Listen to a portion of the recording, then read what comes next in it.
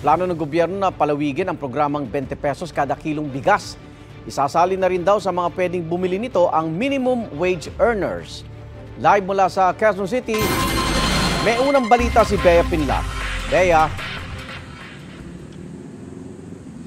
Igan, tama ka, malapit na raw maging abot kamay ang 20 pesos na bigas para sa mga minimum wage earner sa ilalim ng Kadiwa program ng gobyerno. Pero panawagan naman nakausap natin, sana mas lumawak pa yung sakop ng mga nakakabili ng murang bigas gaya ng naunang ipinangako ng Pangulo.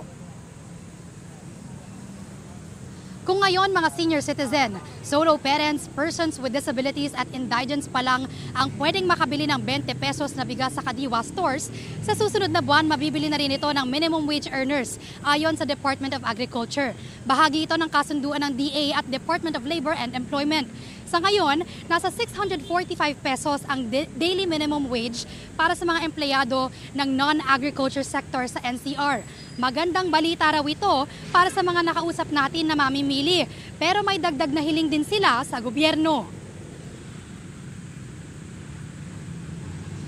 Pare-pares lang naman tayong tao. Diba? Ganun yun eh. Lahat nagugutom.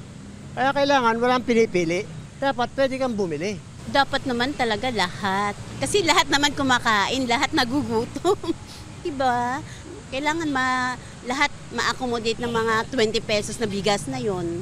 Lahat sana tayo lahat makabili. Buti nga ngayon natupad. Diba ang tagal ng pangako na yon? Igan, ayon sa ilang nakausap natin, pabor sila sa bigas na hindi nakakabutas ng bulsa. Pero mahalaga pa rin daw na maganda ang kalidad nito. At yan ang unang balita mula rito sa Quezon City. Bea Pinlac para sa GMA Integrated News. Igan, mauna ka sa mga balita, mag-subscribe na sa GMA Integrated News sa YouTube para sa iba't ibang ulat sa ating bansa.